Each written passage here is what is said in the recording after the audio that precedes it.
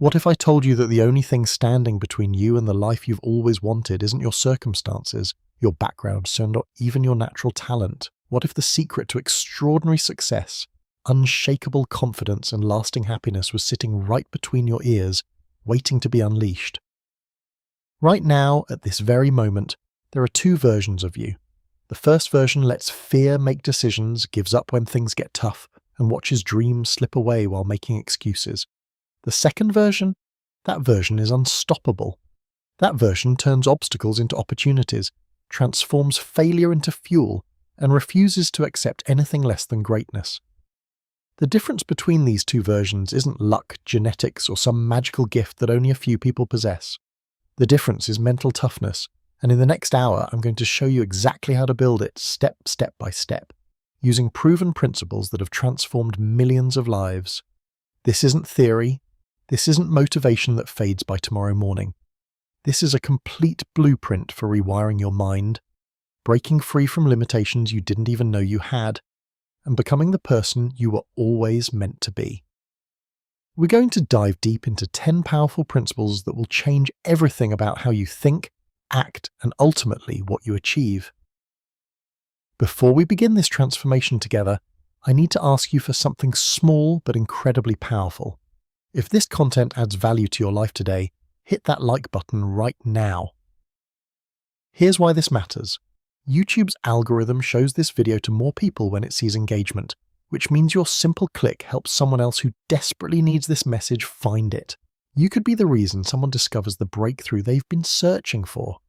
And if you're ready to commit to becoming mentally tougher every single day, subscribe and turn on notifications because we're building a community of people who refuse to settle for average. Now, let's begin your transformation. Chapter 1. The Foundation of Mental Strength. Understanding what mental toughness really means. When most people think about mental toughness, they picture a soldier enduring extreme conditions, an athlete pushing through pain, or a CEO making impossible decisions under pressure. While these examples certainly demonstrate mental strength, they only scratch the surface of what mental toughness truly means and why it matters in every single aspect of your life. Mental toughness isn't about being emotionless, cold, or disconnected from your feelings. It's not about suppressing who you are or pretending difficulties don't affect you. Real mental toughness is something far more profound and far more practical. It's the ability to regulate your thoughts, manage your emotions, and direct your actions toward what matters most, regardless of how you feel in the moment or what obstacles appear in your path. Think about your typical day for a moment. How many times do you face a choice between what's easy and what's right? How often does fear, doubt, or discomfort influence your decisions? When you encounter resistance, whether it's from other people, your circumstances, or that voice inside your head, do you push forward or pull back? These moments, these seemingly small decisions, are where mental toughness shows up and where your life is actually shaped. The foundation of mental strength rests on a simple but powerful truth that most people never fully grasp. Your mind is trainable. Just like you can build physical muscle through consistent exercise, you can develop mental muscle through consistent practice. Your brain has this incredible quality called neuroplasticity, which means it can form the new neural pathways, strengthen certain patterns of thinking, and weaken others throughout your entire life. This means that no matter where you're starting from today, no matter how many times you've quit in the past and no matter how weak you feel right now, you can change. You can become mentally tougher. You can rewire the way you respond to challenges. But here's the critical part that separates those who transform from those who stay stuck. You have to understand that mental toughness isn't a personality trait you're born with or without. It's a skill you build through deliberate practice. Let's break down what this foundation actually consists of. First, there's self-awareness, which is your ability to observe your own thoughts and emotions without being completely controlled by them. Most people live their entire lives on autopilot, reacting to situations based on ingrained patterns they have never examined. They don't notice the thoughts running through their minds, the beliefs driving their behavior, or the emotional patterns keeping them stuck. Self-awareness changes everything because you cannot change what you cannot see. When you develop self-awareness, you start noticing things like the specific thoughts that precede procrastination, the exact emotional triggers that make you want to quit, and the patterns of self-sabotage you've been repeating for years. This awareness creates space between stimulus and response, giving you the power to choose how you react, rather than being a prisoner to automatic reactions. Second, there's emotional regulation, which is fundamentally different from emotional suppression. Suppression is trying to push feelings down, ignore them, or pretend they don't exist, which eventually leads to explosion or burnout. Regulation is acknowledging your emotions, understanding what they're telling you, and then choosing how to respond in a way that serves your goals rather than undermines them. Imagine you're about to give a presentation and you feel intense anxiety. A mentally weak response might be avoiding the presentation entirely, showing up unprepared, or letting the anxiety sabotage your performance. A mentally tough response isn't feeling no anxiety at all, it's recognizing the anxiety, understanding it's your mind trying to protect you from perceived threat, thanking it for trying to help, and then doing the presentation anyway with excellence. The emotion is there, but it doesn't control your actions. Third, there's commitment to values and goals that goes beyond surface-level motivation. When you're truly mentally tough, you don't rely on feeling motivated to take action. You've connected your daily behaviors to something deeper, something meaningful that pulls you forward even when everything in you wants to quit. This is why people with strong why can endure almost anyhow. How? Your values might be providing security for your family, leaving a legacy that matters, becoming the person your younger self needed, or contributing something meaningful to the world. When your actions are aligned with these core values rather than just chasing pleasure or avoiding pain, you develop a type of strength that external circumstances cannot shake.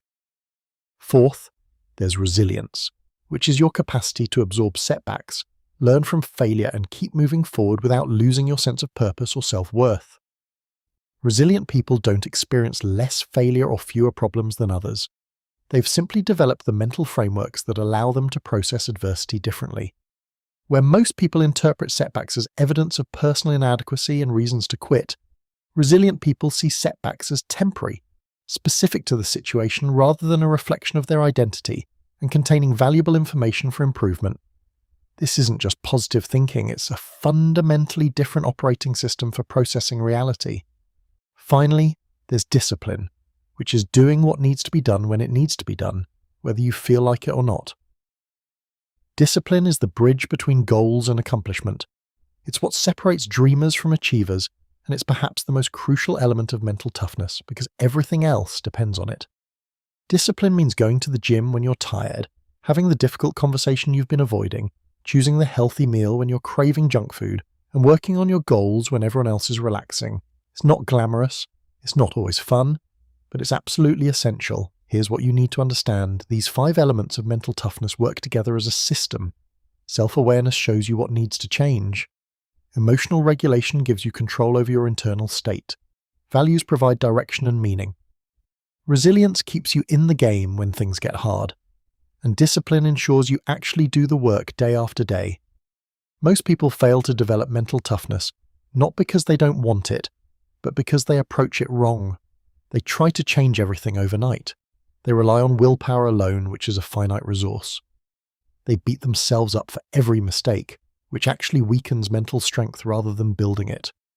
They compare their beginning to someone else's middle, get discouraged, and quit before real change has a chance to take root. The right approach is different. You start where you are, not where you wish you were. You choose one specific area to develop, practice it consistently until it becomes automatic, and then build from there. You treat yourself with the same patience and encouragement you'd give someone you're training, because you are training someone, yourself. You celebrate small wins because small wins build momentum and momentum builds confidence. You view every challenge as a training opportunity rather than a threat. You understand that becoming mentally tough is not a destination you reach, but a practice you commit to for life. The beautiful thing about mental toughness is that it compounds over time. The discipline you practice today makes discipline easier tomorrow. The difficult conversation you have this week makes the next one less intimidating. The fear you face this month loses power over you next month. Every repetition strengthens the neural pathways of strength and weakens the pathways of weakness. This is your foundation. This is where transformation begins. Not with some dramatic moment of inspiration that fades by next week, but with a clear understanding of what mental toughness actually is, why it matters, and how it's built. From this foundation, everything else becomes possible. Chapter 2: Mastering Your Internal Dialogue. The voice that shapes your reality.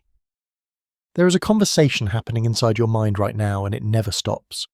From the moment you wake up until the second you fall asleep, and even in your dreams, there's a constant stream of thoughts, judgments, observations, and commentary running through your consciousness. This internal dialogue is so constant, so familiar, that most people don't even notice it anymore. It's like background noise that's always been there. But here's the truth that will change everything once you fully grasp it. This voice, this internal dialogue, is the single most powerful force shaping your life. And most people have never consciously chosen what it says. Think about what happened this morning when you woke up. What were the first thoughts that entered your mind? Were they empowering thoughts about the possibilities of the day ahead?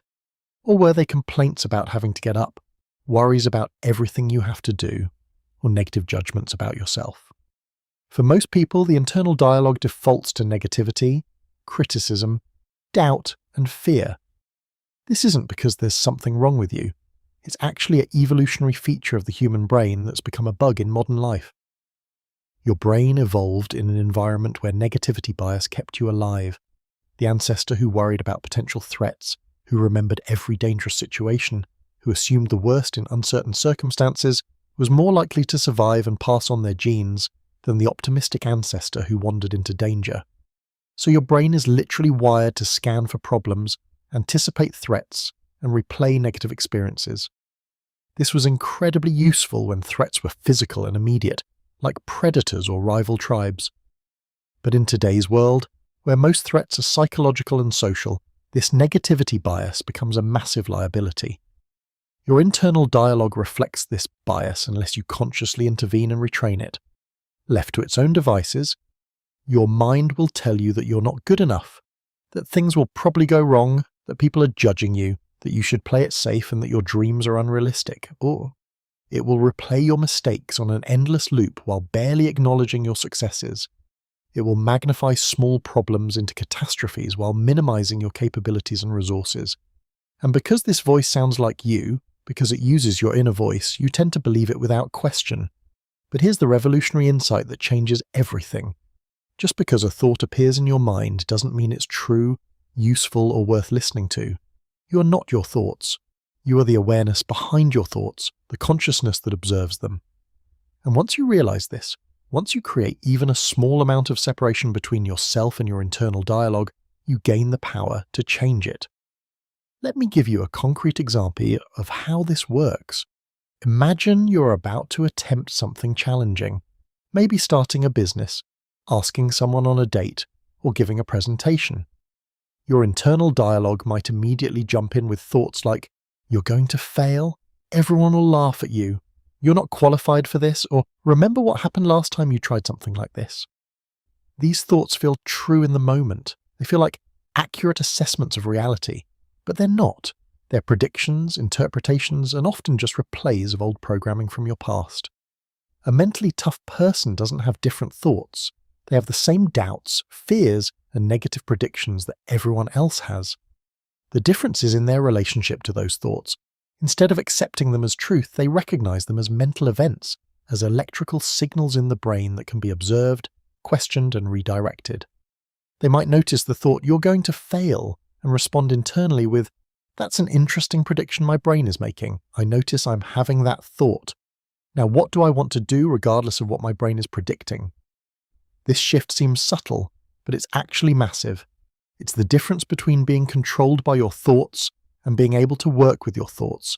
It's the difference between your internal dialogue running on autopilot, reinforcing the same limiting beliefs year after year, and consciously directing that dialogue toward what serves you. So how do you actually master your internal dialogue? How do you transform that voice from a critic and saboteur into a coach and ally? It starts with awareness, which we touched on in the first chapter, but now we're going to go much deeper into practical application. The first step is simply noticing your thoughts without judgment. For the next 24 hours, I want you to pay attention to your internal dialogue as if you were a scientist observing an interesting phenomenon. Don't try to change anything yet. Just notice. What does your mind say when you look in the mirror? What's the commentary when you make a mistake? What thoughts arise when you think about your goals or your future? What's running through your head during moments of stress or pressure? Most people have never done this exercise, and when they do, they're shocked by what they discover. They realize their internal dialogue is far more negative, critical, and limiting than they ever consciously acknowledged. They notice patterns they've been repeating for decades. They recognize voices from their past, things parents or teachers or bullies said that they've internalized and now repeat to themselves automatically. This awareness is uncomfortable, but it's essential. You cannot change what you cannot see, and many people have been letting their internal dialogue run wild for so long that they've forgotten it's even possible to direct it differently. The thoughts have become so automatic, so familiar, that they seem like just the way things are rather than patterns that were learned and can be unlearned. Once you've developed awareness of your internal dialogue, the second step is learning to question it. This is where you start to disrupt the automatic acceptance of every thought that pops into your head. When you notice a limiting thought, you pause and ask yourself some powerful questions. Is this thought actually true? Or is it an opinion, prediction, or interpretation? Is this thought helpful? Or is it undermining what I'm trying to accomplish? Is this thought based on facts, or is it based on fear? Would I say this to someone I care about? Or am I holding myself to a cruel standard I'd never apply to others? Let's walk through a real example. Say you've been working on a project and it doesn't turn out the way you hoped. Your internal dialogue might immediately jump to, I'm such a failure, I always mess things up. I should just quit because I'm never going to be good at this. Now, if you're aware of these thoughts and you question them, the conversation might go differently. Is it true that you always mess things up? Of course not. You can probably identify many things you've done well. Is this thought helpful? Absolutely not. It's making you want to quit, which guarantees you'll never improve. Is it based on facts? No. It's based on one disappointing outcome being generalized into a permanent character flaw. Would you say this to a friend who had a setback? Never. You'd encourage them, remind them of their strengths, and help them learn from the experience. This questioning process starts to weaken the automatic power of negative thoughts. Instead of the thought, I'm a failure, controlling your emotional state and your behavior, you recognize it as an exaggerated interpretation that your brain generated. Probably because of that negativity bias we talked about earlier. The thought loses its grip on you. The third step, and this is where real transformation happens, is consciously choosing replacement thoughts that are both realistic and empowering. This isn't about lying to yourself or pretending everything is perfect when it's not. It's about directing your internal dialogue toward interpretations that serve you rather than sabotage you. Using the same example, instead of I'm a failure, you might consciously choose to think, this didn't work out the way I wanted, which means I have new information about what doesn't work. Every successful person has projects that fail. This is part of the process. What can I learn from this? What will I do differently next time? Notice that these thoughts acknowledge the reality of the situation but frame it in a way that keeps you moving forward rather than shutting down. Chapter 3. Building Unshakable Discipline. The bridge between dreams and reality. Let me tell you something that might be hard to hear but absolutely essential to understand. Motivation is worthless. Yes, you read that correctly. That feeling you get when you watch an inspiring video, when you read a powerful quote, when you imagine yourself achieving your goals and feel that surge of energy and determination, that feeling is practically worthless when it comes to actually changing your life. Why? Because motivation is an emotion, and emotions are temporary by nature. They come and go like waves on the ocean. They're influenced by your mood, your energy levels, what you ate for breakfast, how much sleep you got, and 1,000 other factors you can't always control. What you need instead of motivation is discipline. Discipline is the ability to do what needs to be done regardless of how you feel. It's the capacity to take action even when every fiber of your being wants to stay comfortable. It's the strength to choose long-term gain over short-term pleasure, delayed gratification over immediate satisfaction, and meaningful progress over momentary comfort. Discipline is the bridge between where you are and where you want to be, and without it, all your goals, dreams, and aspirations remain nothing more than pleasant fantasies. Think about the gap between what you know you should do and what you actually do. You know you should exercise regularly, but how often do you skip workouts? You know you should eat healthier, but how often do you choose convenience over nutrition? You know you should work on that important project, save money, learn that new skill, have that difficult conversation, but how often do you procrastinate, make excuses? or simply avoid what you know needs to be done. This gap between knowing and doing is where most people's dreams go to die, and discipline is the only thing that closes that gap. The beautiful and terrible truth about discipline is that it's completely democratic. Doesn't care about your background, your education, your natural talents, or your current circumstances. Anyone can develop it, but most people won't, because building discipline requires you to do the very thing that undisciplined people avoid: consistently choosing discomfort over comfort. Let's start by understanding what discipline actually is at a neurological level, because when you understand the mechanism, you gain power over it. Every time you feel an urge to do something, whether that's checking your phone, eating junk food, skipping your workout, or avoiding difficult work, your brain is essentially presenting you with a choice between two neural pathways. One pathway leads to immediate gratification and activates your brain's reward center right now.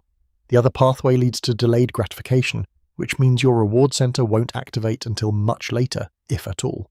Your brain, being the efficiency-seeking machine that it is, naturally prefers the immediate reward pathway. This preference is hardwired into your neurology because, again, in the ancestral environment where your brain evolved, immediate rewards were usually the right choice. If you found food, you ate it immediately because there was no guarantee you'd find more later. If you had a chance to rest, you took it because you never knew when you'd need that energy for survival. But in modern life, this preference for immediate gratification becomes a trap that keeps you stuck in patterns that feel good in the moment but destroy your future. Discipline is the practice of consistently choosing the delayed gratification pathway despite your brain's protests. And here's what happens that most people don't realize. Every single time you make that choice, every time you do the hard thing instead of the easy thing, you're not just accomplishing that one task. You're actually strengthening the neural pathway of discipline itself. You're making it slightly easier to be disciplined next time. You're literally rewiring your brain to prefer long-term thinking over short-term impulses. Conversely, every time you give in to the impulse, every time you choose comfort over growth, you're strengthening the pathway of weakness. You're making it harder to be disciplined next time. You're training your brain that comfort is the priority, and that you can't be trusted to follow through on commitments to yourself.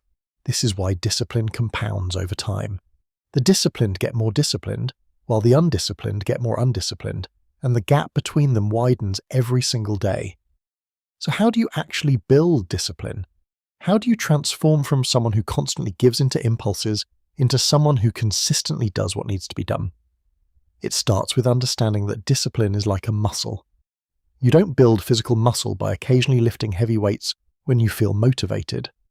You build it through consistent progressive training where you show up regularly even when you don't feel like it, and you gradually increase the difficulty over time. Discipline works exactly the same way. The first principle of building discipline is to start small and be consistent. Most people fail at discipline because they try to change everything at once. They wake up one Monday morning filled with motivation and decide they're going to work out every day, eat perfectly, wake up at 5 in the morning, meditate for an hour, read for 2 hours, work on their side business for 3 hours, and completely transform their life starting right now. What happens? They maintain this for maybe 3 days, maybe a week if they're really pushing themselves, and then they crash. They burn out, give up, feel like failures, and go back to their old patterns, often worse than before because now they have evidence that they can't change. The right approach is radically different. You choose one small behavior, something so easy you can't possibly fail at it, and you do it every single day without exception. Maybe it's doing 10 push-ups every morning. Maybe it's reading 1 page of a book. Maybe it's writing 1 sentence in a journal. The specific behavior almost doesn't matter. What matters is that you're training the neural pathway of discipline, the pattern of doing what you said you'd do regardless of how you feel. When I say small, I mean genuinely small. Your ego will want something more impressive, something you can tell people about, something that feels significant. Resist that urge. The goal right now isn't the outcome of the behavior. The goal is building the identity of someone who keeps commitments to themselves. You're proving to yourself that you're the type of person who follows through, and that identity shift is far more valuable than any specific result. Once you've maintained this small behavior consistently for at least 30 days, and I mean truly consistently with no exceptions, then you can add another small behavior or slightly increase the difficulty of the first one. Maybe those 10 push-ups become 15, or you add 1 minute of meditation to your morning routine. You continue building gradually, stacking small habits on top of each other, and after 6 months or a year, you look back and realize you've completely transformed your daily patterns without ever requiring massive willpower or motivation. The second principle of building discipline is eliminating the need for willpower through environmental design. Willpower is a limited resource that gets depleted throughout the day as you make decisions and resist temptations. If you're relying on willpower alone to be disciplined, you're going to fail because eventually that resource runs out and you make the easy choice instead of the right choice. Smart discipline means setting up your environment so that the disciplined choice is the easy choice and the undisciplined choice is the hard choice. If you want to eat healthier, you don't keep junk food in your house and then try to resist it through willpower. You simply don't buy it in the first place. When you're at the grocery store, making good decisions is relatively easy. When you're tired and stressed at home, and those cookies are in the cabinet, resisting becomes exponentially harder. If you want to work out in the morning, you don't decide when you wake up whether you feel like exercising. You lay out your workout clothes the night before. You set your alarm across the room so you have to get up to turn it off. Maybe you schedule a workout with a friend so there's social accountability. You've made it harder to skip than to just do it. If you want to do deep work on an important project, you don't sit at your computer with your phone next to you, 15 browser tabs open and notifications pinging constantly, and then try to force yourself to focus through sheer willpower. You put your phone in another room, you use website blockers, you create a dedicated workspace, you schedule specific times for this work. You design your environment to support discipline rather than undermine it. The third principle is understanding and leveraging the power of identity. Most people try to build discipline by focusing on outcomes. They want to lose 20 pounds, so they try to force themselves to diet and exercise. But discipline that's based only on outcomes is fragile because as soon as you hit your goal or decide the goal isn't worth the effort, the discipline disappears. Lasting discipline comes from identity. Instead of, I want to lose 20 pounds, you shift to your, I am someone who takes care of their body. Instead of, I need to build this business, you shift to, I am an entrepreneur who shows up and does the work. The difference seems subtle, but it's profound. Outcomes are external and temporary. Identity is internal and permanent. When discipline flows from identity, it becomes part of who you are rather than something you have to force yourself to do. Every action you take is a vote for the type of person you're becoming. Every time you choose discipline over comfort, you're casting a vote for the identity of a disciplined person. Every time you choose comfort over discipline, you're voting for the identity of someone who can't be trusted to follow through. The person who wins the election in your mind is the person who gets the most votes, and those votes are cast through your daily behaviors. The fourth principle is learning to be disciplined in your mind before being disciplined in your actions. Remember that internal dialogue we talked about in the previous chapter? It plays a massive role in discipline. When the moment comes to choose between the easy thing and the right thing, there's usually a split second where your mind generates thoughts. Those thoughts will either support your discipline or undermine it. If your internal dialogue says, I'm too tired, I'll do it tomorrow, it doesn't really matter if I skip just this once, I deserve a break, then discipline becomes a battle you're fighting uphill. But if your internal dialogue says, this is exactly the moment where discipline is built, this is where I prove to myself who I am, discomfort is temporary but the identity I'm building is permanent, then discipline becomes easier because your mind is supporting your goals instead of sabotaging them. You can prepare these thoughts in advance. Before you face the moment of choice, before you're tempted to quit or give in, decide what you're going to think. Script your internal dialogue for the moments when discipline is hard. When that alarm goes off early and you want to hit snooze, you already know you're going to think, this is where winners are made. When you're in the middle of a workout and want to stop, you've already decided you're going to think this discomfort is building the person I'm becoming. The fifth principle is the concept of non-negotiables. These are behaviors that you've decided are absolutely mandatory regardless of circumstances. They're not subject to how you feel, what's convenient, or what else is going on in your life. They happen no matter what. For me, exercise is non-negotiable. I don't have internal debates about whether I'm going to work out. I don't wait to see how I feel, it's simply what I do. Just like brushing my teeth or eating meals. It's not a decision anymore, it's an identity. When you have true non-negotiables, you remove the biggest drain on discipline, which is decision fatigue. Every time you have to decide whether to do something, you're using mental energy, and creating an opportunity to choose the easy path. Non-negotiables eliminate that decision point. You've already decided, now you just execute. The key is to be very selective about what you make non-negotiable. If you try to make everything non-negotiable, nothing actually is. Choose the 2 or 3 behaviors that matter most for the life you're building and commit to those absolutely. Everything else can be more flexible, but these core behaviors happen regardless of anything else. The 6th principle is understanding that discipline is about systems, not intensity. Undisciplined people often have bursts of intense effort followed by long periods of nothing. Disciplined people have consistent, moderate effort that compounds over time into extraordinary results. It's better to work out moderately 4 times a week for years than to have intense workouts 7 days a week for 3 weeks before burning out. It's better to write for 30 minutes daily than to have occasional 8-hour writing marathons separated by weeks of nothing. Sustainability beats intensity every single time when it comes to building lasting discipline and achieving meaningful goals. Design your disciplined behaviors to be maintainable for years, not just impressive for weeks. Ask yourself, can I do this when I'm tired? Can I do this when life gets chaotic? Can I do this when I'm traveling? If the answer is no, then your system probably isn't sustainable and needs to be adjusted. Chapter 4. Embracing discomfort as your greatest teacher. Why pain is the price of progress. There's a fundamental law of human development that most people spend their entire lives trying to avoid, and that avoidance is precisely what keeps them stuck, small and unfulfilled. Here's the law. Everything you want is on the other side of discomfort. Every skill worth having, every goal worth achieving, every version of yourself worth becoming requires you to move through experiences that feel uncomfortable, uncertain, and sometimes downright painful. The degree to which you're willing to embrace discomfort is the degree to which you'll grow, and the degree to which you avoid discomfort is the degree to which you'll stay exactly where you are. Understanding this principle intellectually is easy. Living it consistently is where most people fail. We live in a world that's designed to maximize comfort and minimize pain. You can control the temperature in your home with a thermostat. You can have any food you want delivered to your door in minutes. You can avoid boring moments by scrolling through endless entertainment on your phone. You can stay in relationships and jobs that are mediocre but safe rather than taking the risk of pursuing something extraordinary. Every system around you is optimized to keep you comfortable, and your brain is eagerly complicit in this conspiracy against your growth. Your nervous system has one primary directive that supersedes almost everything else: avoid pain and seek pleasure.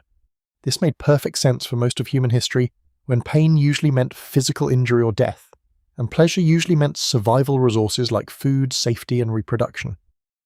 But in the modern world, this ancient programming becomes a prison.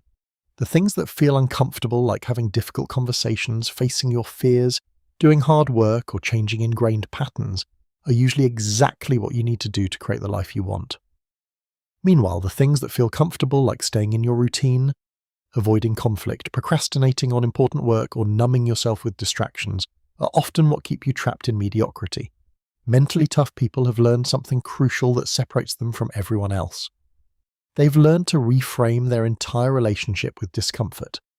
Instead of seeing discomfort as a signal that something is wrong and should be avoided, they've trained themselves to see discomfort as a signal that growth is happening and should be pursued. They understand at a deep level that discomfort is not the enemy. Comfort is the enemy, because comfort is where dreams go to die. Think about any significant change you've ever made in your life, any real growth you've experienced, any accomplishment you're genuinely proud of. I guarantee that every single one of those things required you to move through substantial discomfort. Maybe it was the discomfort of learning something new when you felt incompetent and frustrated. Maybe it was the discomfort of putting yourself out there and risking rejection or failure. Maybe it was the physical discomfort of pushing your body beyond what felt easy. Maybe it was the emotional discomfort of ending a relationship that wasn't serving you, or standing up for yourself when it would have been easiest to stay quiet. The growth happened not despite the discomfort, but because of it. Discomfort is the signal that you're at the edge of your current capabilities, your current identity, your current comfort zone. And the edge is exactly where transformation happens. If you're always comfortable, you're always staying within the boundaries of who you already are. You're never stretching, never expanding, never discovering what you're actually capable of. Here's a powerful shift in perspective that changes everything. Start viewing discomfort as information rather than as a problem. When you feel uncomfortable, your body and mind are giving you data. Sometimes that data is telling you that you're in genuine danger and should stop. But the vast majority of the time in modern life, that data is telling you that you're doing something new, something challenging, something that's pushing you beyond your current limitations. That's exactly what you want. Learning to distinguish between these two types of discomfort is essential. There's productive discomfort, which is the feeling you get when you're challenging yourself, growing and expanding your capabilities. This is the discomfort of a difficult workout, of learning a complex skill, of having an honest conversation, of doing work that matters. Then there's destructive discomfort, which is your body's way of telling you that something is genuinely harmful. This is the sharp pain that signals injury, the sick feeling that warns of illness, the visceral response to actual danger. Most people have confused these two types of discomfort so thoroughly that they treat all discomfort as destructive and avoid it accordingly. They feel the nervousness before a presentation and interpret it as a sign they shouldn't do it. They feel the burn in their muscles during exercise and stop immediately. They feel the awkwardness of a necessary conversation and convince themselves it's better left unsaid. They're letting productive discomfort control their choices and limit their lives. The practice of embracing discomfort starts with small, deliberate exposure. You don't build your capacity for discomfort by immediately jumping into the deep end and trying to endure extreme challenges. You build it gradually, the same way you build any other capacity, through progressive training. You start by choosing small, uncomfortable things and doing them intentionally until they become less uncomfortable. Then you increase the difficulty. Chapter 5. Transforming Failure into Fuel. The hidden gift in every setback. If there's one universal experience that separates those who achieve extraordinary things from those who live ordinary lives, it's not talent, intelligence, or even opportunity. It's how they respond to failure. Every successful person you admire, every leader you respect, every innovator who changed the world has failed more times than most people have even tried. The difference isn't that they failed less. The difference is that they learned to extract value from failure instead of being destroyed by it. They developed the mental toughness to transform every setback into a setup for an even greater comeback. Most people have a catastrophic relationship with failure that was programmed into them early in life. Think back to your school years. What happened when you made a mistake on a test? You got marked down, you lost points, you might have been embarrassed in front of your peers or scolded by your parents. What happened when you failed at something in sports or performing arts? You might have been critiqued, criticized, or made to feel inadequate. The message was crystal clear and constantly reinforced. Failure is bad, failure means you're not good enough, and failure should be avoided at all costs. This conditioning creates a toxic pattern that follows most people into adulthood. They become so afraid of failure that they stop taking risks. They play it safe, they stay small, they choose the path of certainty over the path of possibility. And when they do inevitably fail at something because failure is an unavoidable part of being human, they internalize it as evidence of personal inadequacy rather than seeing it as valuable feedback and a necessary step towards success. But here's the truth that changes everything once you really understand it. Failure is not the opposite of success. Failure is part of success. It's not something that happens instead of success. It's something that happens on the way to success. Every failure contains information, lessons, and opportunities that simply cannot be obtained any other way. The fastest way to succeed at anything is actually to fail at it quickly and repeatedly while paying attention to what each failure teaches you. Think about how children learn to walk. They don't stand up on their first attempt and start walking perfectly. They fall down constantly. They stumble, they wobble, they crash into things. Do they interpret these falls as evidence that they're failures who will never be able to walk? Of course not. They don't have the cognitive capacity for that kind of negative self-talk yet. They simply get up and try again, incorporating the feedback from each fall into their next attempt. Their brain is learning what works and what doesn't through direct experience. After enough attempts, enough failures, enough adjustments, they master walking. That's the natural learning process that all humans are born with, but somewhere along the way, most people lose it. They develop layers of meaning and emotion around failure that prevent them from learning from it. They make failure mean something about their worth, their intelligence, or their potential instead of simply seeing it as data about what didn't work this time. The transformation happens when you consciously change the story you tell yourself about failure. Instead of failure meaning you're not capable, it means you attempted something challenging. Instead of failure meaning you should quit, It means you're gathering information about what doesn't work so you can adjust your approach. Instead of failure being something shameful to hide, it becomes something valuable to examine and learn from. Consider Thomas Edison's famous quote about inventing the light bulb. He didn't say he failed thousands of times, he said he successfully discovered thousands of ways that didn't work. That's not just clever wordplay. It's a fundamentally different operating system for processing setbacks. Each unsuccessful attempt brought him closer to the solution because it eliminated one possibility and provided information about what to try next. The failures weren't obstacles to success. They were the path to success. This reframe requires you to develop emotional resilience around failure. When you fail at something, there's typically an immediate emotional response. Disappointment, frustration, embarrassment, maybe even shame. These emotions are natural and normal. The problem isn't feeling them. The problem is letting them control what you do next. Most people feel these uncomfortable emotions and immediately start looking for ways to make them stop. They quit the endeavor. They blame external circumstances. They distract themselves. They avoid thinking about it. Anything to escape the discomfort. Mentally tough people feel the same emotions, but they've trained themselves to process them differently. They allow themselves to feel disappointed for a moment without letting that disappointment become their identity. They acknowledge the frustration without letting it drive their decisions. They sit with the discomfort instead of running from it. And they wait for the emotional storm to pass before deciding what the failure means and what they'll do next. This creates space for rational analysis instead of emotional reaction. Once the initial emotional charge has dissipated, you can ask yourself powerful questions that extract value from the failure. What specifically went wrong? What was within my control and what wasn't? What assumptions did I make that turned out to be incorrect? What would I do differently if I could attempt this again? What did I learn about myself, about the task, about the process? What's one thing I can apply from this experience to my next attempt? These questions shift your brain from rumination, which is dwelling on the negative aspects of failure in an unproductive loop, to reflection, which is thoughtfully analyzing the experience to extract lessons and insights. Rumination keeps you stuck. Reflection moves you forward. The difference between the two often comes down to the questions you ask yourself after you fail. There's also tremendous power in separating your identity from your results. You're not your failures any more than you are your successes. You're a person who sometimes fails and sometimes succeeds, who is constantly learning and evolving. When you fail at something, it doesn't make you a failure. It makes you someone who attempted something difficult and didn't achieve the desired result this time. That's a completely different statement with completely different implications for what you do next. This identity level shift is crucial because if you believe you are a failure, then there's no point in trying again. Why would a failure expect different results? But if you believe you're a capable person who experienced a failure, then trying again with adjustments makes perfect sense. Your identity supports continued effort rather than undermining it.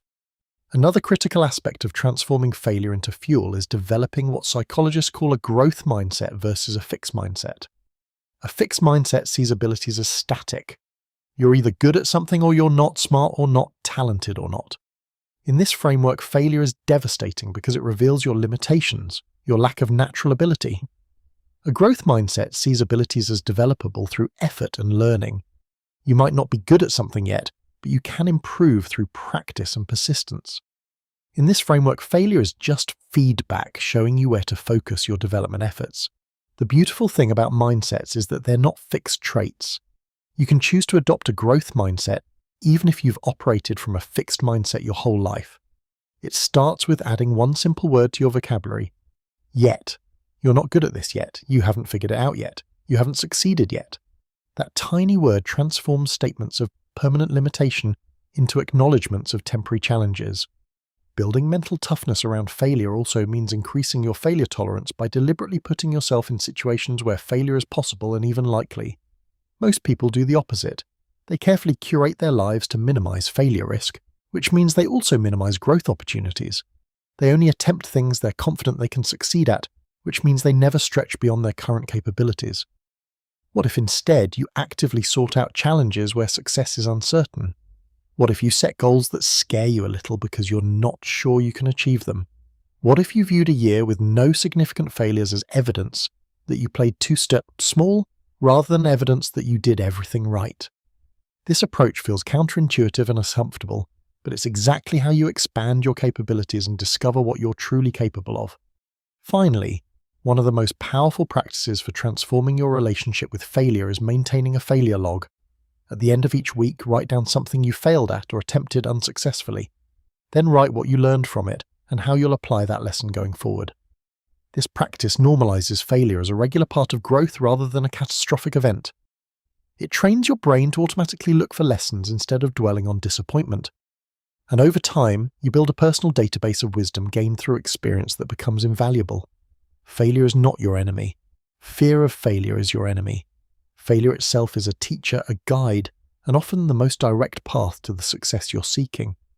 Learn to welcome it, extract its lessons, and use it as fuel to drive you forward with greater wisdom and capability than you had before. Chapter 6. Mastering Focus in a World of Distraction. Reclaiming your most valuable resource.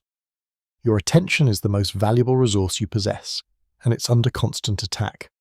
Every app on your phone, every website you visit, every advertisement you see, every notification that pings, every email that arrives has been designed by teams of psychologists and engineers whose sole purpose is to capture and hold your attention. They're very good at their job, and most people have completely lost control of where their focus goes, which means they've lost control of their lives because wherever your attention goes, your energy flows, and wherever your energy flows determines what you create and who you become. Think about your last few hours. How much of that time did you spend fully focused on something meaningful versus how much time did you spend fragmented, distracted, bouncing from one thing to another without really committing to anything? For most people, the honest answer is uncomfortable.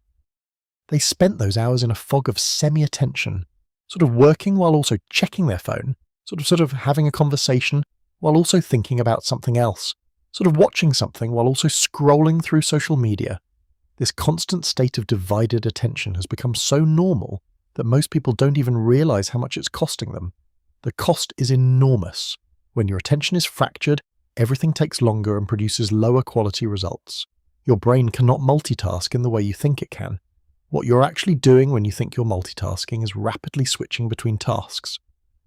And every switch carries a cognitive cost. Studies show it can take up to 23 minutes to fully return to deep focus after a distraction. If you're getting distracted every few minutes, which is typical for most people, you're never reaching the state of deep focus where your best work happens, where creative breakthroughs occur, where real learning takes place. Beyond the productivity cost, there's an even deeper cost to your mental toughness and well-being. When you cannot control your attention, you cannot control your mind. You become a passive recipient of whatever stimulus is loudest rather than an active director of your mental energy. This erodes your sense of agency, your confidence in your ability to do hard things, and your capacity to stick with challenging tasks long enough to see them through to completion. Mastering focus is not about willpower alone, though willpower plays a role. It's about understanding how attention actually works and then designing your environment and habits to support sustained focus rather than fragment it.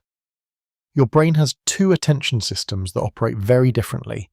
The first is your reflexive attention system, which automatically orients toward novelty, movement, and potential threats.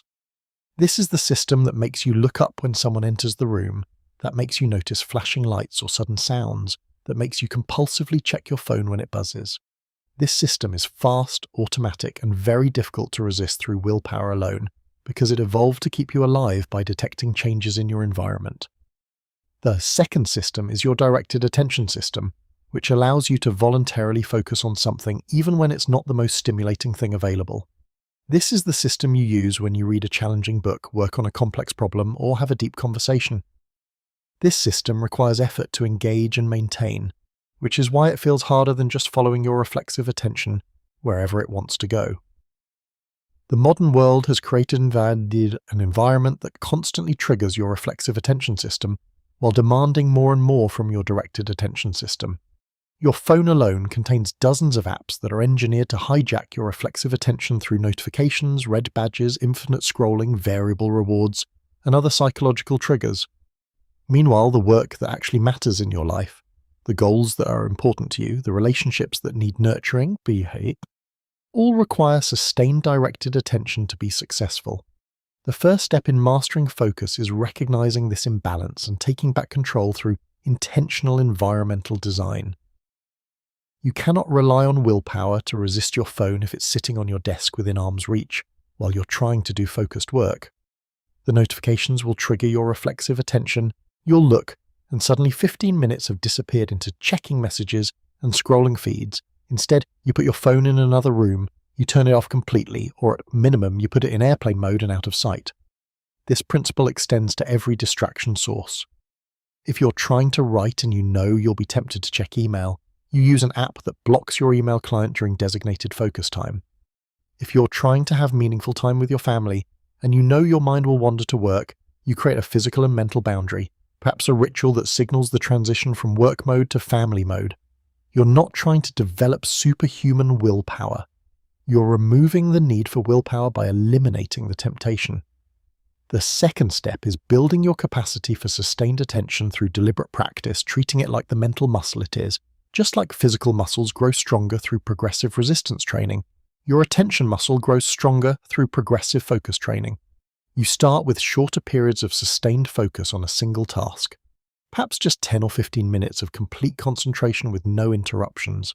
You use a timer, you commit to staying with the task until the timer goes off, and you notice every time your mind wants to wander and gently bring it back. This is harder than it sounds because your brain will generate all kinds of reasons why you need to stop and do something else right now. You'll suddenly remember something urgent you need to look up. You'll feel uncomfortable and want to shift to something easier. You'll get a compelling idea for something completely different. These are all tricks your brain uses to escape the difficulty of sustained focus. Recognizing them as tricks rather than legitimate needs is crucial. You acknowledge the thought, maybe you write it down quickly to address later, and then you return your attention to the task at hand. As you practice this consistently, you gradually increase the duration. Those 15 minutes become 30 minutes, then 45, then eventually you can sustain deep focus for 2 or 3 hours at a time. This capacity is extraordinarily valuable and increasingly rare. In a world where most people can barely focus for 5 minutes without distraction, someone who can focus deeply for hours has an almost unfair advantage in any field that requires complex thinking, creative work, or skill development. The third step is understanding the rhythm of focus and recovery. Your brain cannot maintain peak focus indefinitely. Attention is a resource that depletes and needs to be renewed. The most productive people aren't those who try to focus for 8 straight hours. They're those who alternate between periods of intense focus and periods of genuine rest. They might work in 90-minute blocks of deep focus followed by 15 or 20-minute breaks where they completely disengage, perhaps taking a walk, doing some stretching, or simply sitting quietly. This is completely different from how most people work, which is long stretches of semi-focused activity with frequent small distractions throughout. That pattern never allows you to reach deep focus and never allows for genuine recovery. You're constantly working but never fully engaged, which is exhausting and inefficient.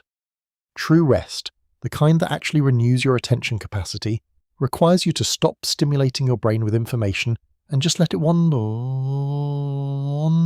or process in the background. Chapter 7.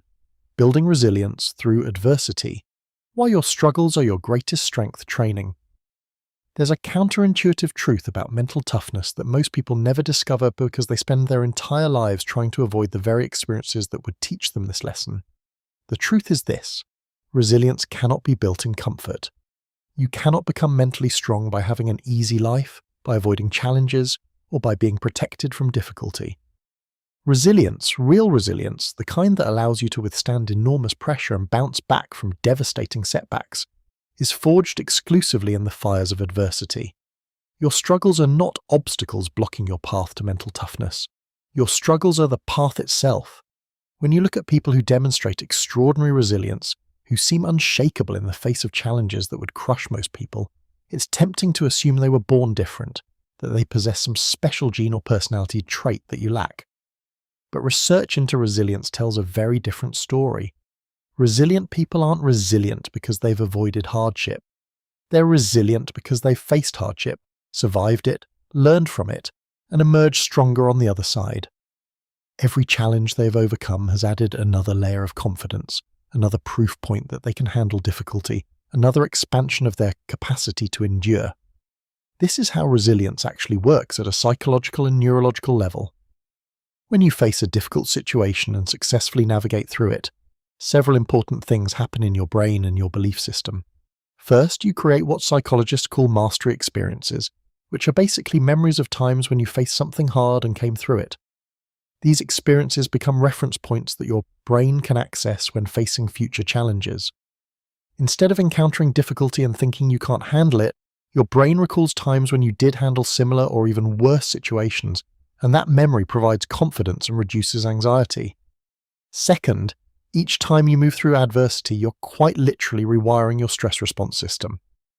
Your amygdala, the part of your brain responsible for fear and threat detection, learns to calibrate more accurately. Things that used to trigger massive stress responses start to generate more moderate responses because your brain has evidence that these situations, while uncomfortable, are not actually dangerous. You develop what researchers call stress inoculation, where exposure to manageable levels of stress actually makes you more resistant to future stress rather than more vulnerable to it. Think of this process like building physical immunity. When you get a vaccine, you're exposed to a weakened version of a pathogen, so your immune system can learn to recognize and fight it without the danger of the full disease. Your body builds antibodies, and when you encounter the real threat later, you're protected. Resilience works the same way. Facing and overcoming smaller challenges builds your psychological antibodies so that when larger challenges inevitably arrive, you're prepared rather than overwhelmed. The critical word in that explanation is manageable. You don't build resilience by being thrown into situations so far beyond your current capacity that they traumatize you. You build it through progressive challenge, facing difficulties that stretch you without breaking you, that push you beyond your comfort zone into your growth zone, but not so far that you end up in your panic zone. This is why adversity that you choose, that you prepare for, and that you approach with the right mindset tends to build resilience, while adversity that's completely unexpected and overwhelming can sometimes damage it. This brings us to a profound realization about the role of perspective in building resilience through adversity. Two people can go through the exact same difficult experience and come out completely different on the other side. One person emerges stronger, more confident, and more capable. The other emerges more fearful, more fragile, and more convinced of their inadequacy. The difference isn't in what happened to them. The difference is in the story they told themselves about what happened and what it means. When you face adversity, you have a choice in how you frame it. You can see yourself as a victim of circumstances beyond your control, which makes you feel helpless and hopeless, or you can see yourself as someone being tested and trained, someone who's developing capabilities through challenge. The first story weakens you. The second story strengthens you.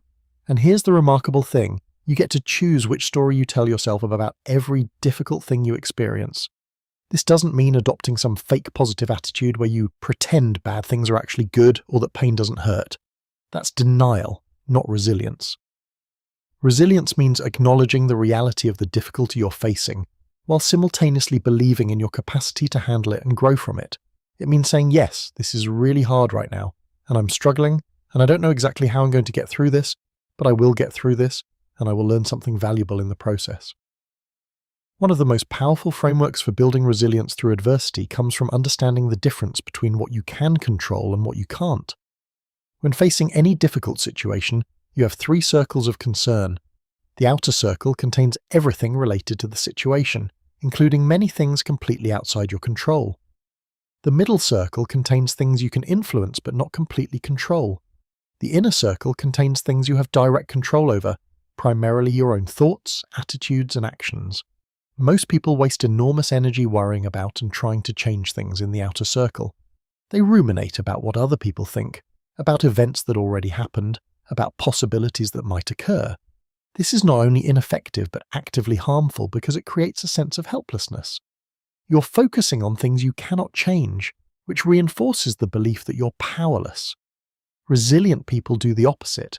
They quickly identify what's in their circle of control, focus their engine there, and accept what's outside that circle without wasting energy fighting reality. Practicing this during adversity is transformative. When something difficult happens, instead of spiraling into anxiety about all the things you can't control, you ask yourself what you can control right now. Maybe you can't control that you lost your job, but you can control how you spend today. You can update your resume. You can reach out to your network. You can maintain your routines and take care of your health. Focusing on what you can control doesn't make the difficulty disappear, but it restores your sense of agency and keeps you moving forward instead of staying paralyzed. Another crucial element of building resilience through adversity is learning to extract meaning from suffering. This isn't about justifying bad things or pretending everything happens for a reason. It's about consciously deciding that since you're going through something difficult anyway, you're going to make sure it counts for something. You're going to use this experience to become stronger, wiser, more compassionate, or more capable. You're going to let this adversity shape you in ways you choose, rather than letting it damage you in ways you don't. Viktor Frankl, who survived Nazi concentration camps and wrote about his experiences, discovered that those who found meaning in their suffering were far more likely to survive than those who saw their suffering as meaningless. Even in the most extreme circumstances imaginable, the human capacity to find or create meaning made the difference between those who endured and those who gave up. If that's true in concentration camps, it's certainly true in the comparatively smaller adversities most of us face. You can practice this by asking yourself powerful questions when facing difficulty. What is this situation teaching me? What strength am I developing by going through this? How is this preparing me for something in my future? Who am I becoming because of this challenge? What would my future self, who has already overcome this, want me to know right now? These questions shift your brain from victimhood to growth, from passive suffering to active development. Building resilience also requires you to normalize struggle as part of life rather than seeing it as an aberration or punishment. Many people have an unconscious belief that life should be easy and pleasant most of the time, so when difficulty arrives, they interpret it as evidence that something has gone terribly wrong. This interpretation adds an extra layer of suffering on top of the actual difficulty.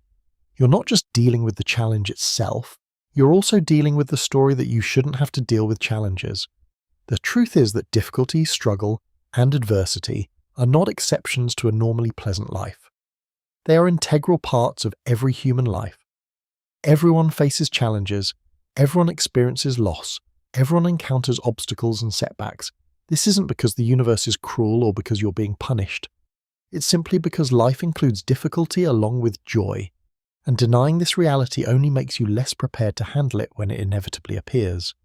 When you normalize adversity, when you expect that challenges will come and see them as opportunities for growth rather than signs of personal failure or cosmic injustice, you suffer less even while experiencing the same objective difficulties.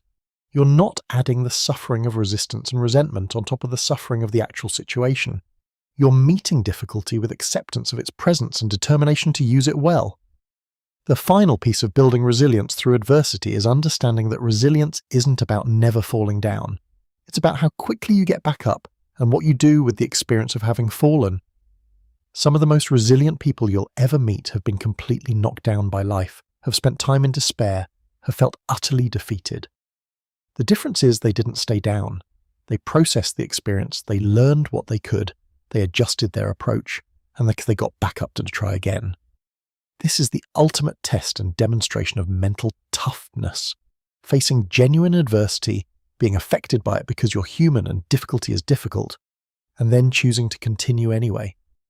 Not because it's easy, but because you're committed to becoming the strongest version of yourself, and you understand that strength is built only through resistance, through challenge, through adversity that tests you and reveals what you're made of. Chapter 8. Cultivating Unwavering Self-Belief, the foundation that makes everything possible. Self-belief is the invisible force that determines what you attempt, how hard you try, and whether you persist when obstacles appear. It's the quiet voice that says you can figure this out, that you're capable of more than you've shown so far, that your past doesn't define your future. Without self-belief, all the discipline, focus, and resilience in the world won't take you far, because at the first sign of real difficulty, you'll quit. Not because the challenge is impossible, but because you don't believe you're the kind of person who can overcome it. With genuine self-belief, you become virtually unstoppable, because you approach challenges with the fundamental assumption that you'll find a way through, even if you can't see that way yet. Understanding what self-belief actually is matters tremendously because most people confuse it with arrogance, overconfidence, or delusion. Real self-belief isn't thinking you're better than everyone else, or that you'll succeed at everything you try. It's not ignoring your weaknesses or pretending difficulties don't exist. True self-belief is a deep, grounded confidence in your ability to learn, adapt, and eventually figure out whatever you need to figure out. It's trusting yourself to handle what comes rather than needing guarantees about outcomes. It's believing in your capacity to grow rather than believing you're already perfect. This distinction is crucial because it means self-belief isn't something you either have or don't have based on natural temperament or lucky life circumstances. It's something you build deliberately through specific practices and experiences. Every person who demonstrates unshakable self-belief today built that belief over time, often starting from a place of deep doubt or insecurity. They constructed their confidence brick by brick through actions that proved to themselves they were capable, trustworthy, and resilient. The foundation of building self-belief starts with keeping promises to yourself. This sounds simple, almost trivial, but it's actually profound. Every time you tell yourself you're going to do something and then you do it, you're depositing credibility into your self-belief account. Every time you tell yourself you're going to do something and then you don't, you're making a withdrawal. Most people don't realize they're constantly training themselves to either trust or distrust themselves through these small daily commitments. Think about how this plays out in real life. You tell yourself you're going to wake up at 6 in the morning to exercise. The alarm goes off and you have a choice. If you get up and exercise, you've just proven to yourself that you're someone who follows through on commitments, even when it's uncomfortable. That proof matters enormously. It becomes evidence you can reference later when facing bigger challenges. But if you hit snooze and skip the workout, you've proven the opposite. You've shown yourself that your commitments are negotiable, that comfort trumps your word to yourself, that you can't be trusted when things get hard. Now multiply this dynamic across dozens of small decisions every single day. Do you do the work you plan to do, or do you procrastinate? Do you eat what you said you'd eat, or do you give in to cravings? Do you have the difficult conversation you've been avoiding, or do you rationalize putting it off another day? Each decision seems small in isolation, but collectively they're constructing either a foundation of self-trust or a pattern of self-betrayal. People with strong self-belief typically have thousands of examples where they kept commitments to themselves. People with weak self-belief have thousands of examples of the opposite. The good news is you can start changing this pattern immediately. You don't need to overhaul your entire life or make massive commitments you're likely to break. You start exactly where you are with a commitment so small that keeping them is almost guaranteed. Maybe you commit to drinking a glass of water first thing every morning. That's it. Just water. And you do it every single day without exception for a month. This builds evidence that you're someone who keeps commitments. Then you add another small commitment, then another.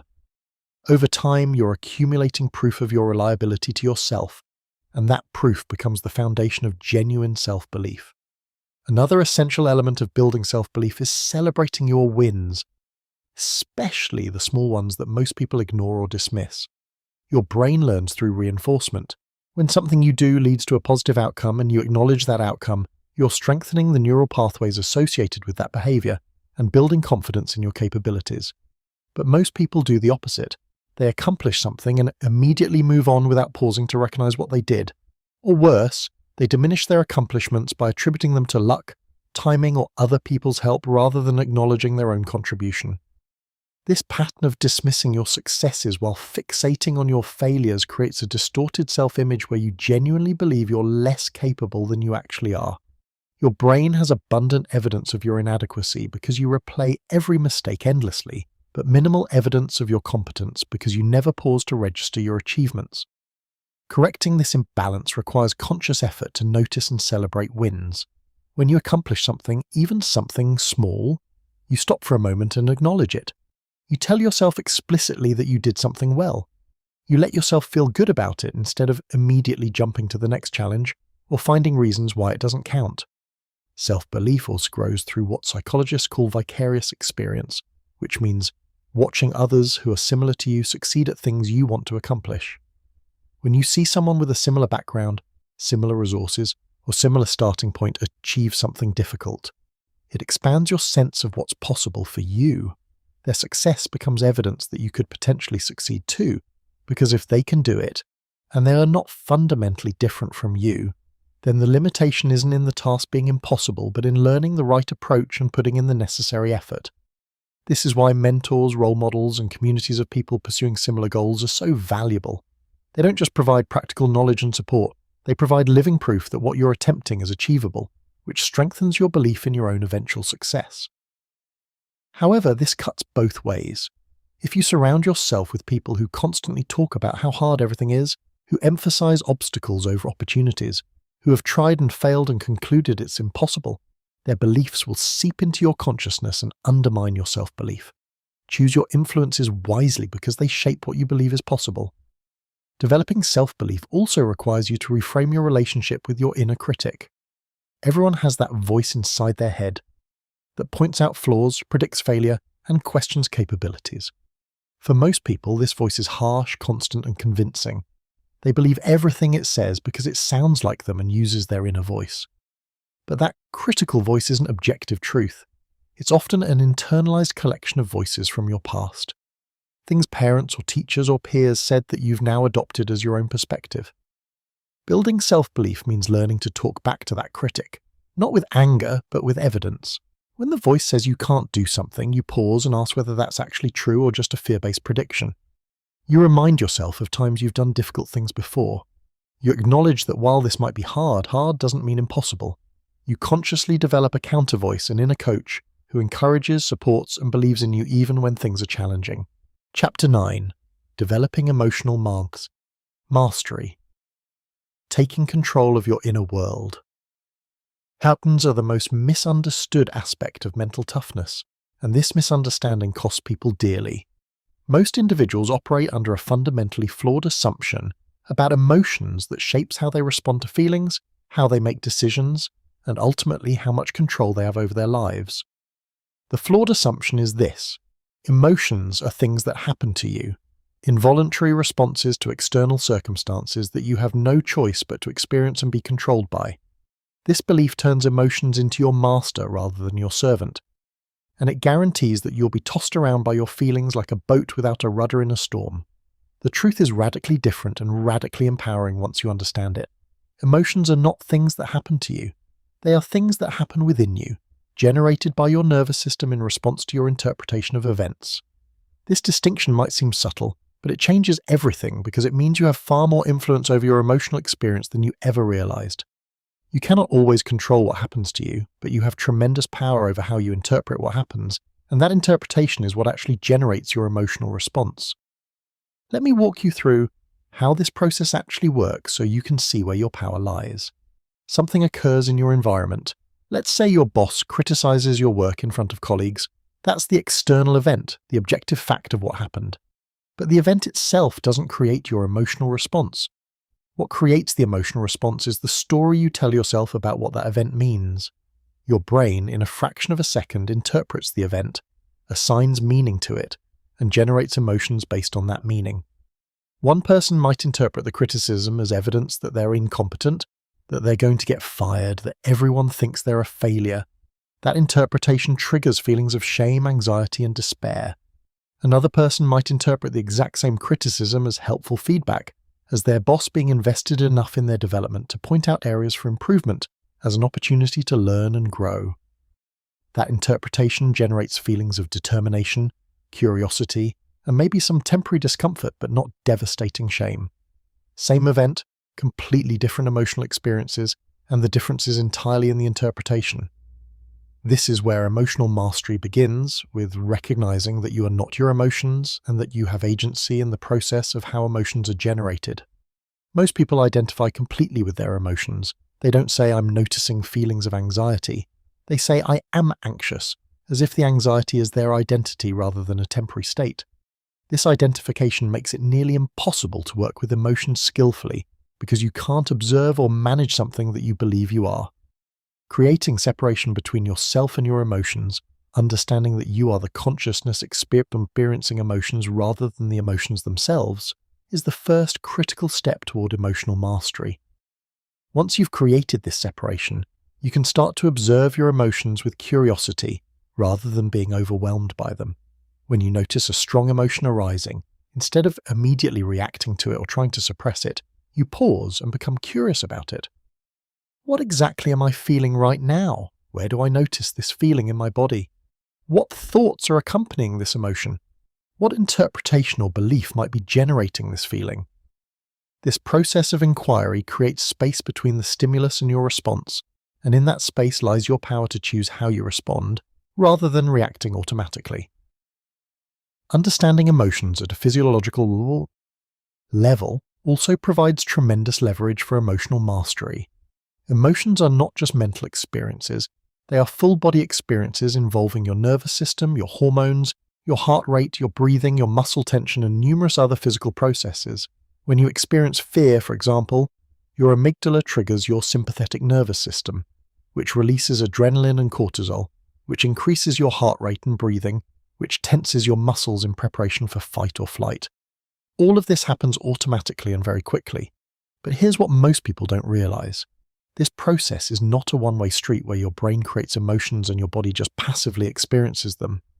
The relationship is bidirectional. Your body's state also influences your brain's emotional processing. This means you can intervene at the physiological level to influence your emotional experience. When you notice anxiety rising, you can deliberately slow your breathing, which activates your parasympathetic nervous system, which sends signals to your brain that you're safe, which actually reduces the anxiety. You're not just pretending to be calm, you're using your body to genuinely change your brain's state. This is why physical practices like controlled breathing, progressive muscle relaxation, or even just going for a walk can be so effective for emotional regulation. You're not avoiding or suppressing the emotion. You're working with your physiology to shift your nervous system out of a reactive state into a more regulated state. From that more regulated state, you can think more clearly, interpret situations more accurately, and respond more effectively, rather than just reacting based on whatever emotion is currently flooding your system. Emotional mastery also requires you to understand the difference between primary emotions and secondary emotions, because they require different approaches. Primary emotions are your immediate instinctive responses to situations. You receive bad news and feel sad. Someone cuts you off in traffic and you feel angry. These emotions arise quickly and automatically based on your brain's rapid assessment of the situation. They're natural, they're normal, and they're actually valuable because they contain information about how you're interpreting what's happening. Secondary emotions are the emotions you have about your primary emotions. You feel sad about the bad news, and then you feel ashamed that you're sad because you think you should be stronger. You feel angry about being cut off, and then you feel guilty about your anger because you think you shouldn't get upset about small things. These secondary emotions are where most people get trapped in emotional suffering. The primary emotion might be uncomfortable but manageable. The secondary emotion, the judgment and shame about having the primary emotion, is what creates real suffering. Developing emotional mastery means learning to accept and work with primary emotions without adding layers of secondary emotional suffering on top of them. When you feel sad, you allow yourself to feel sad without judging yourself for it. When you feel afraid, you acknowledge the fear without shame. This doesn't mean wallowing in emotions or letting them control your behavior. It means accepting that emotions are part of being human, allowing them to be present, and then choosing your response based on your values and goals rather than based on trying to escape uncomfortable feelings. One of the most powerful practices for developing emotional mastery is learning to name your emotions with precision. Most people have a very limited emotional vocabulary. They know they feel bad, but they can't distinguish between feeling disappointed, frustrated, overwhelmed, anxious, or discouraged. They know they feel good, but they can't tell the difference between feeling content, excited, proud, or grateful. This lack of precision is a problem because when you can't name an emotion accurately, you can't understand it properly or respond to it effectively. Research shows that the simple act of labeling an emotion reduces its intensity and your reactivity to it. When you're flooded with feelings and you take a moment to identify and name exactly what you're experiencing, something remarkable happens in your brain. The act of putting feelings into words activates your prefrontal cortex, the thinking part of your brain, and reduces activity in your amygdala, the emotional reactivity center. You're literally using language to help regulate your nervous system and create space between feeling and action. Practicing this requires you to develop a richer emotional vocabulary and to use it regularly. Instead of just saying you feel bad, you get specific. Are you feeling anxious about an uncertain future? Disappointed by an unmet expectation? Frustrated by a repeated obstacle? Resentful about an unfair situation? Each of these emotions, while all uncomfortable, contains different information and suggests different responses. Anxiety about the future might need reassurance and planning, Disappointment might need grieving and acceptance. Frustration might need problem solving or patience. Resentment might need boundary setting or perspective shifting. You can't respond appropriately if you can't identify accurately. Emotional mastery also involves understanding and working with emotional triggers, which are specific situations, words, or behaviors that consistently generate strong emotional reactions in you. Everyone has triggers, patterns where certain circumstances reliably produce certain emotions, often emotions that seem disproportionate to the actual situation. Maybe someone questioning your competence triggers intense defensiveness. Maybe feeling ignored triggers deep hurt. Maybe uncertainty triggers overwhelming anxiety. These triggers are usually rooted in past experiences, beliefs about yourself, or unmet needs, and they operate largely outside your conscious awareness until you bring attention to them. Developing mastery means identifying your triggers, understanding where they come from, and learning to respond to them differently. When you know that being questioned triggers defensiveness, you can prepare for it. When someone questions you and you feel that surge of defensive emotion rising, you recognize it as your trigger being activated rather than as the objective truth about the situation. You can pause, take a breath, and choose a different response than your automatic defensive reaction. Maybe you get curious about the question instead of defensive. Maybe you acknowledge that you don't have all the answers, and that's okay. You're working with your trigger rather than being controlled by it. This process of working with triggers is not about eliminating them entirely, although they often lose power over time as you work with them consciously. It's about increasing the gap between trigger and reaction, giving yourself space to respond according to your values rather than just reacting based on old patterns. Over time, situations that used to completely hijack your emotional state might still generate some feeling, but you're no longer at their mercy. You feel the emotion, you understand where it's coming from, and you choose what to do next. Another crucial aspect of emotional mastery is learning to use emotions as information rather than as imperatives. Most people treat emotions as commands that must be obeyed. If they feel anxious about doing something, they interpret that as a message that they shouldn't do it. If they feel uncomfortable, they assume they need to stop whatever is causing the discomfort. If they don't feel motivated, they believe they can't take action. This approach gives emotions complete veto power over your life and keeps you trapped in patterns driven by avoiding discomfort rather than pursuing what matters. Emotionally masterful people have a completely different relationship with their feelings. They treat emotions as data points to consider rather than as instructions to follow. Feeling anxious about a presentation doesn't mean you should avoid giving the presentation. It might mean your brain perceives some risk or uncertainty, which is normal and doesn't require you to change your behavior. Feeling unmotivated doesn't mean you can't work. It means you're experiencing low energy or lack of desire in this moment, and you can choose to work anyway based on your commitments and values rather than based on your momentary feelings. This shift from treating emotions as imperatives to treating them as information is transformative. You might feel afraid and do the thing anyway. You might feel unmotivated and work anyway. You might feel discouraged and persist anyway. The emotion is there, you acknowledge it. You consider what information it might contain, and then you act based on your conscious choices rather than your automatic emotional reactions. This doesn't mean ignoring emotions or pretending they don't matter. It means incorporating emotional information into your decision-making process without letting emotions make all your decisions for you. Developing emotional mastery also requires understanding the role of emotional granularity, which is the ability to make fine-grained distinctions between similar emotional states. People with high emotional granularity don't just feel good or bad. They can distinguish between dozens of different positive and negative emotional states and understand the nuances between them. This matters enormously because the more precisely you can identify what you're feeling, the more effectively you can understand why you're feeling it and what you might need. You can develop greater emotional granularity through practice. When you notice an emotion, challenge yourself to identify it as specifically as possible. Don't settle for sad. Is it grief, loneliness, melancholy, disappointment, or heartbreak? Don't settle for happy. Is it contentment, joy, excitement, pride, relief, or gratitude?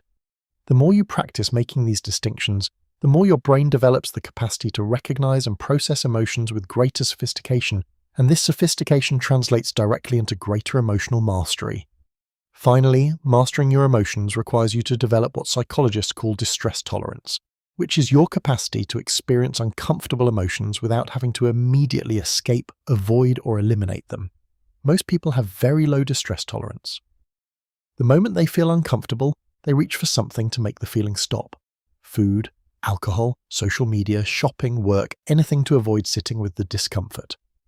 This constant avoidance of difficult emotions means they never develop the capacity to handle them, which keeps them fragile and reactive. Building distress tolerance means deliberately practicing sitting with uncomfortable emotions without trying to fix or escape them. When you feel anxious, instead of immediately distracting yourself, you sit with the anxiety for a few minutes. You notice where you feel it in your body. You observe the thoughts that accompany it. You breathe through it. You prove to yourself that you can experience this emotion and be okay, that it won't destroy you, that it will eventually pass on its own. Each time you do this, you expand your window of tolerance. Emotions that used to feel unbearable become merely uncomfortable. You develop confidence in your ability to handle your inner experience, whatever it might be. This confidence, this emotional mastery, is perhaps the most important form of mental toughness you can develop, because every other aspect of your life is filtered through your emotional experience. When you master your emotions, when you learn to work with them skillfully rather than being controlled by them, you unlock a level of freedom and power that transforms everything. You can pursue your goals regardless of fear. You can maintain relationships through difficult emotions. You can make decisions based on wisdom rather than reactivity. You become the master of your inner world, and from that mastery, everything else becomes possible. Chapter 10. Creating your mental toughness. Practice. Turning knowledge into transformation. Everything you've learned in the previous 9 chapters is completely worthless unless you actually apply it. This might sound harsh, but it's the truth that most people refuse to face. You can understand every principle of mental toughness perfectly. You can feel inspired and motivated by the concepts. You can genuinely believe that these practices would transform your life if you implemented them. But none of that matters even a little bit if these ideas remain trapped in your head as interesting knowledge, rather than becoming embodied practices that you live every single day. The gap between knowing and doing is where most people's potential goes to die. They read books, watch videos, attend seminars, and collect information about how to improve their lives, but their actual lives remain essentially unchanged because they never translate that information into consistent action. They mistake understanding for transformation and wonder why nothing changes. Knowledge without application is not but power. It's entertainment at best, and a source of frustration at worst because you know what you should be doing but you're not doing it. This final chapter is about closing that gap. It's about taking everything you've learned and creating a sustainable, personalized practice that will actually build your mental toughness over time, rather than just giving you a temporary boost of inspiration that fades within days. The key word here is practice. Mental toughness is not a destination you reach where suddenly you're tough and you're done. It's a practice you commit to for life, a daily choice to strengthen your mind the same way you might strengthen your body through consistent physical training. The first principle of creating an effective mental toughness practice is understanding that transformation happens through small, consistent actions repeated over long periods of time, not through massive occasional efforts. Most people approach self-improvement backwards. They wait until they feel really motivated. Then they try to change everything at once in some dramatic overhaul of their life. They're going to wake up at 5 in the morning, meditate for an hour, exercise intensely, eat perfectly, work with a laser focus, practice all 10 principles from this book simultaneously, and completely transform into a new person starting right now. What actually happens? They maintain this for maybe 3 days, maybe a week if they have exceptional willpower, and then they crash. The effort required to sustain such dramatic change is simply unsustainable. They burn out, feel like failures, and often end up worse than before because now they have evidence that they can't change. Then they wait for motivation to strike again, repeat the same pattern, get the same results, and wonder why transformation is so difficult. The right approach is radically different and far more effective. You start with a practice so small that it seems almost insignificant, something you can maintain even on your worst days, even when you're tired, stressed, or busy. The goal is not impressive results in the first week. The goal is building an unbroken chain of consistency that proves to yourself that you're the kind of person who follows through on commitments. Once that foundation of consistency is established, once the practice has become automatic, then you can gradually expand it. Let me give you a concrete example of what this looks like in practice. Say you want to develop the discipline from Chapter 3. Instead of creating an elaborate routine with 10 different discipline behaviors, you choose one single practice. Maybe every morning when you wake up, you make your bed immediately before doing anything else. That's it, just making your bed. It takes 2 minutes. There's no valid excuse for not doing it. And you do it every single day without exception for 30 days. This seems trivial, and your ego will resist it because it wants something more significant, something you can tell people about. But what you're actually doing is far more important than making your bed. You're training the neural pathway of discipline. You're proving to yourself that when you commit to something, you follow through. You're starting your day with a win, with evidence that you're someone who keeps promises to themselves. After 30 days of this unbroken consistency, you've built momentum and confidence that makes adding the next practice much easier. The second principle is designing your practice to fit your actual life, rather than the idealized version of your life that exists only in your imagination. Many people create practices based on who they wish they were rather than who they currently are, and then they wonder why they can't maintain them. They're not morning people, but they create a practice that requires waking up at 5 in the morning because that's what successful people do. They have unpredictable schedules, but they create practices that require doing specific things at specific times every day. The practice is set up to fail from the beginning because it's not aligned with reality. Your practice needs to be designed around your actual constraints, your real energy patterns, your genuine preferences, and your current lifestyle. If you're not a morning person, build your practice around times when your energy is naturally higher. If your schedule is unpredictable, create practices that are time flexible but still consistent.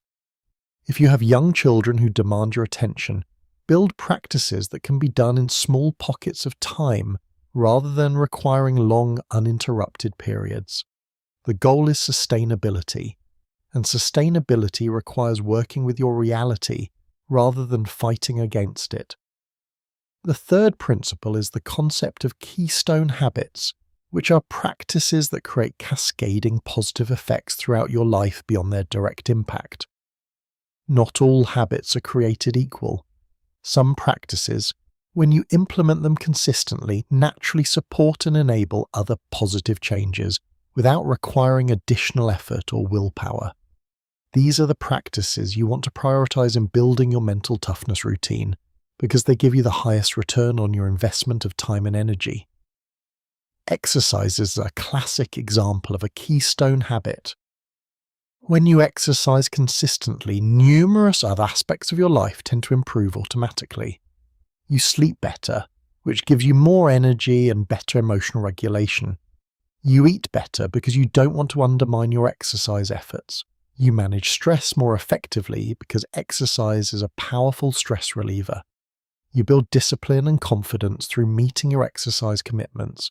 You're not just getting physically fitter. You're creating positive momentum that touches multiple areas of your mental toughness development simultaneously.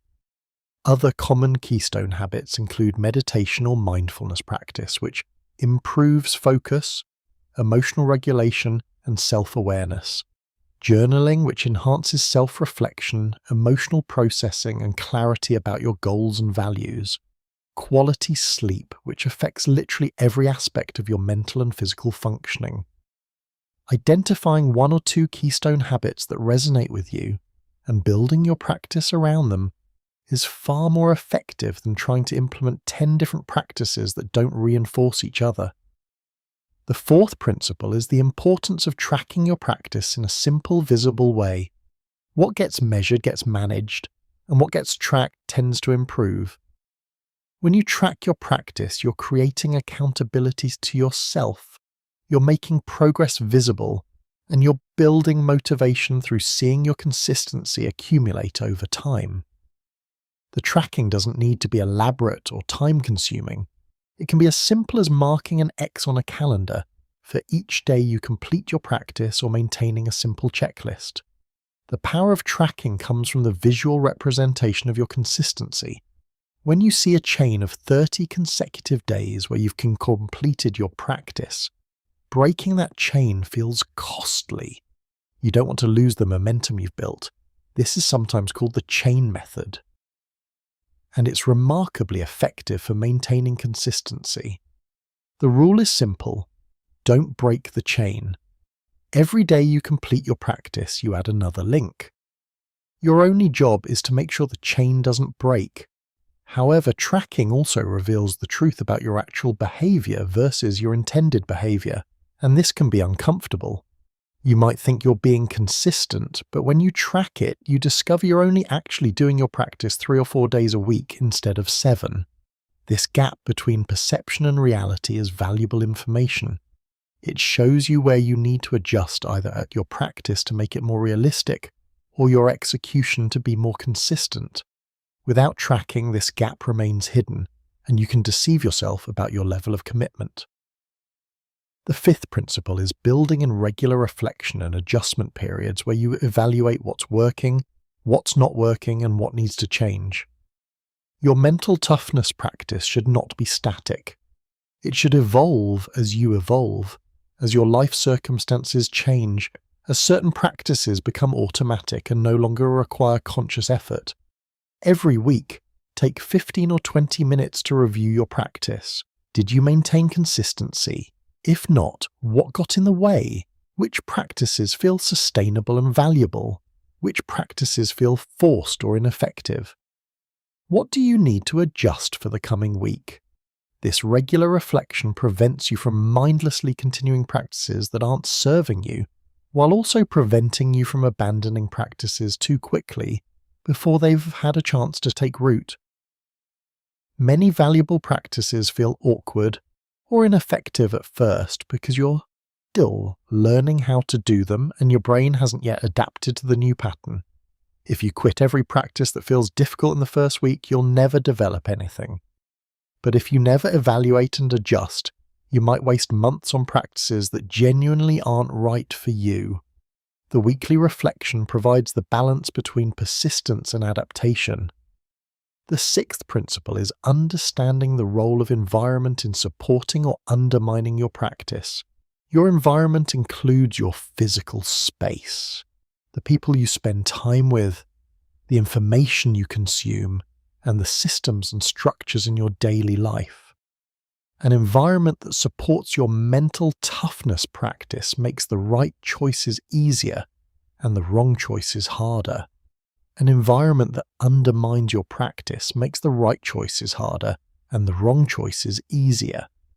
Most people try to maintain practices through willpower alone, while surrounded by an environment that's actively working against them, and then they wonder why it's so difficult. Optimizing your environment might mean removing temptations from your space so you're not constantly using willpower to resist them. It might mean setting up visual reminders of your commitment so you don't forget them in the chaos of daily life. It might mean spending more time with people who support your growth and less time with people who undermine it. It might mean creating morning and evening routines that automatically include your mental toughness practices, rather than requiring you to remember and choose them fresh every day. Small environmental changes can produce massive differences in your ability to maintain consistency. The seventh principle is the importance of having a recovery protocol for when you inevitably miss a day or break your chain. This will happen, life will intervene, you'll get sick or travel or face an emergency or simply have a day where everything falls apart and your practice doesn't happen. How you respond to this break in consistency is more important than the break itself. Most people respond by spiraling into self-judgment, feeling like failures, and using the break as evidence that they can't maintain the practice. This response often leads to abandoning the practice entirely. The mentally tough response is completely different. You acknowledge that you missed a day without making it mean anything about your character or your future. You don't beat yourself up, you don't use it as an excuse to quit. You simply return to your practice the very next day as if the miss never happened. One missed day is just one missed day. It only becomes a problem if you let it turn into 2 days, then 3, then a week, then abandonment of the practice entirely. Your recovery protocol is simple.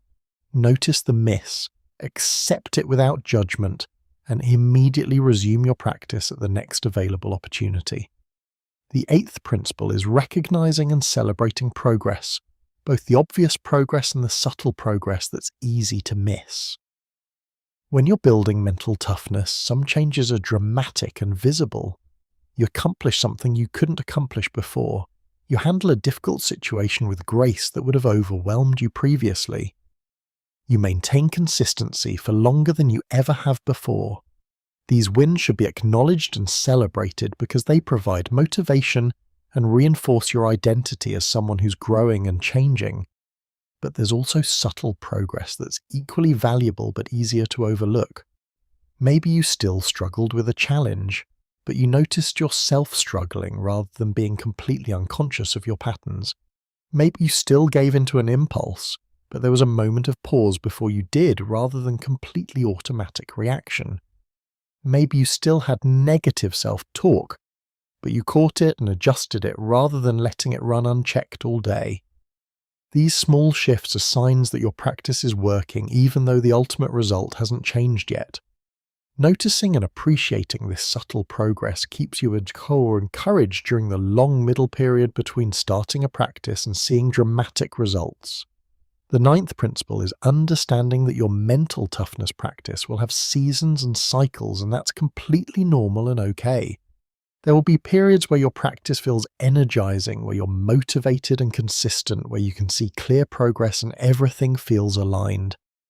There will also be periods where your practice feels like a grind, where motivation is gone, where you can't see any progress and you're just showing up because you committed to it.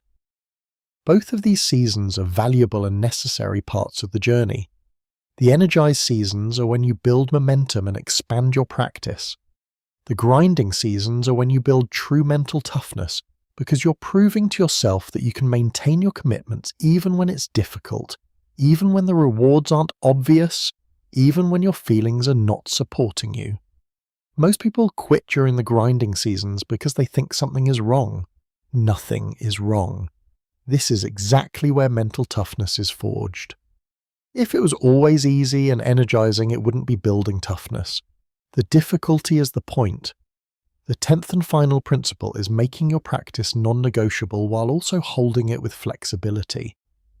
This sounds contradictory, but it's actually the key to sustainable long-term practice.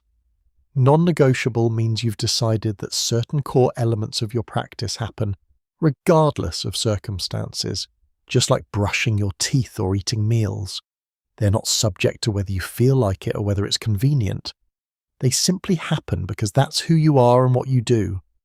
Flexibility means you're willing to adapt how those practices happen based on circumstances while maintaining the commitment to doing them. Maybe your usual practice is a 30-minute morning meditation, but you're traveling and your morning is chaotic. The non-negotiable part is that you meditate. The flexible part is that maybe it's 10 minutes in the evening instead of 30 minutes in the morning. You maintain the core commitment while adapting to reality. This combination of non-negotiable commitment and flexible execution is what allows practices to survive over years and decades rather than just weeks or months. Creating your mental toughness practice is not about perfection. It's not about implementing everything in this book simultaneously, or never missing a day or transforming overnight. It's about making a genuine commitment to your own growth and backing up that commitment with small, consistent actions that accumulate over time into profound transformation. It's about becoming someone who keeps promises to themselves, who shows up even when it's hard, who continuously invests in becoming mentally stronger, more resilient, and more capable. The practice you create today, the commitments you make, the consistency you build, these will determine who you are 5 years from now. You can continue being who you've always been, following the same patterns, getting the same results. Or you can start building mental toughness right now, today, with one small practice that you'll maintain no matter what. The choice is entirely yours, and the time to choose is now. Conclusion: your transformation begins now. You've reached the end of this book, but this is actually the beginning of your real journey. Everything you've read, every principle you've learned, every insight you've gained means nothing unless you take action. Mental toughness is not built by reading about it or understanding it intellectually. It's built through daily practice, through consistently choosing discomfort over comfort, through keeping commitments to yourself when every part of you wants to quit. The person you want to become is not some distant fantasy. That person is created through the small choices you make today, tomorrow, and every day after. Every time you do the hard thing instead of the easy thing, you're becoming mentally tougher. Every time you keep a promise to yourself, you're building unshakable self-belief. Every time you face fear and do it anyway, you're expanding what's possible for your life. Start small, choose one practice, go commit to it completely. Build your chain of consistency. Prove to yourself that you can change, then build from there. Your transformation doesn't require perfection. It requires persistent action in the right direction. It requires you to become the kind of person who keeps showing up, who keeps learning, who keeps growing no matter what. The world needs mentally tough people. Your family needs you at your strongest. Your dreams are waiting for you to develop the mental toughness to pursue them relentlessly. Everything you want is on the other side of the work you're willing to do on yourself, so start now, not tomorrow, not when you feel ready, right now. Choose your first practice to make your commitment. Take your first step. Your future self is counting on you. Don't let them down.